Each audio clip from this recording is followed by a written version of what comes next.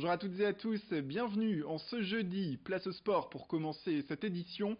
L'Olympique Marcois Rugby réalise une saison exceptionnelle en Fédéral 2.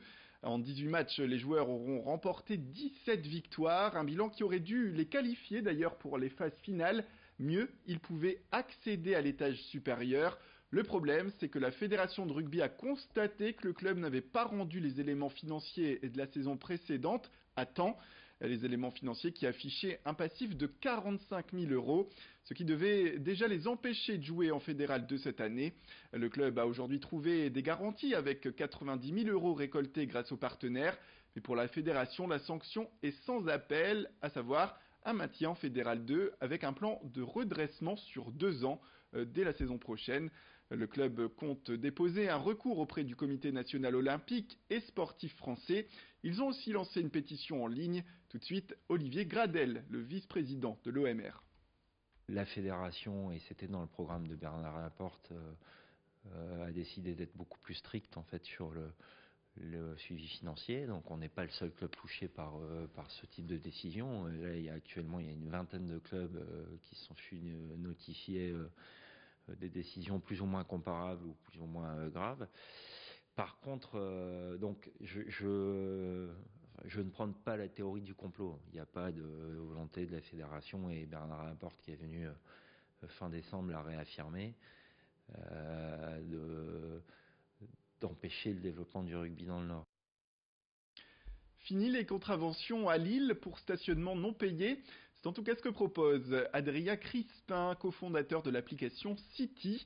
Lancée à Bruxelles en 2017, cette application veut informer, grâce à la participation de la communauté d'utilisateurs, tous les lieux de stationnement, qu'ils soient payants ou gratuits, et surtout afficher en temps réel la présence d'agents de contrôle. Les deux fondateurs ont souhaité, disent-ils, permettre de limiter l'amoncellement de PV qu'ils recevaient depuis des mois. On les écoute au micro de Margot Sailly. On a un volet communautaire où on va donner le risque de contrôle. Donc on va vous donner le risque de contrôle en fonction des heures de la journée, en disant si vous vous garez dans cette rue-ci, vous avez beaucoup plus de chances d'être contrôlé entre 9 et 10 le matin par exemple. Et on va même aller jusqu'à vous envoyer une notification en temps réel si un contrôleur est vu près de votre voiture.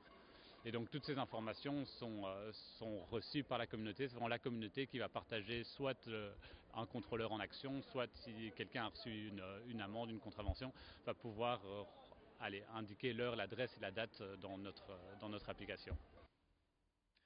Le patois ne doit pas se perdre, c'est en tout cas la volonté des associations nordistes qui le défendent, à l'image des 3 comédiens amateurs qui composent l'association Tout dit pour rire. Nous sommes allés les rencontrer. Le patois revient en force sur scène avec l'association nordiste Tout dit pour rire, lancée en 2005. Le père Cajot, il est passé qu'il est béton 9h, ça fait que j'ai mis ma dîner au fût, plus tard que d'habitude. Et puis 9h, c'est pas prêt. Non, c'est pas prêt, Alphonse, ça se fait pas un sou plein dessus, là. L'association fait vivre sur scène des scénettes où se rencontrent des personnages hauts en couleur, à l'image d'Alphonse et Zulma, un couple de nordistes typiques imaginé par l'auteur Simons au début du siècle, de personnages qui font perdurer la pratique de ce patois qui pourrait se perdre aujourd'hui. Le patois fait partie de notre patrimoine, hein. Le patois, c'est nous, hein. Le patois du Nord, faut absolument pas l'oublier, et surtout le faire connaître aux jeunes. Bien sûr, les personnes d'un certain âge le parlent encore, mais les jeunes s'y mettent. Et c'est vrai que lorsqu'on joue ici ou ailleurs, dans d'autres lieux fixes où nous allons jouer, il y a des personnes de tous âges. Il y a des personnes âgées, mais des trentenaires, des quarantenaires. Il y a des papis, des mamies qui viennent avec leurs petits-enfants. Et les petits-enfants adorent. Ben, c'est pas des carottes esprits pour lui. Mais lui, il va les faire au village avec se baladeuse. Ça fait qu'avec lui, Mich, j'ai tout dit que j'ai des légumes fraîches. Là. Les personnages patoisans ont cette faculté, selon les deux comédiens, d'apporter une touche de nostalgie qui fait fureur auprès de la population, à en croire notamment les succès des ch'tis au box-office. Il y a de la simplicité et de l'authenticité, je crois, dans le patois. C'est ce qu'on recherche aussi, tous. On essaie de rechercher à la fois dans les lieux, mais aussi dans les textes de Simon. C'est vraiment la simplicité et l'authenticité. C'est partager ces moments de rire, ces moments de bonne humeur qui sont importants. Et on le sent avec le public quand on n'arrive plus à en caser une, tellement ça rit dans la salle. Bah, pour nous, c'est un bonheur immense, quoi. Je devrais encore bouffer rouf. C'est comme ça que se prépare un bon estomac, hein. l'estomac, le pension à longtemps qui est fait. Et pour eux-mêmes dire qu'il m'a chance de faire.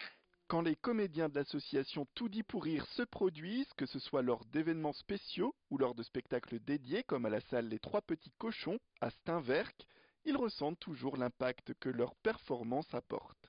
J'ai un souvenir d'un couple qui était venu nous voir après un spectacle et ils avaient la larme à l'œil, ces gens, en disant « Madame, vous nous avez projeté 30 ans, 40 ans en arrière, vous avez dit un mot dans le spectacle que nos grands-parents disaient, on n'entend plus. » Et je leur ai dit « Mais c'est quoi ce mot ?» Et ils m'ont dit « C'est le séglou. » Le séglou, c'est le hockey.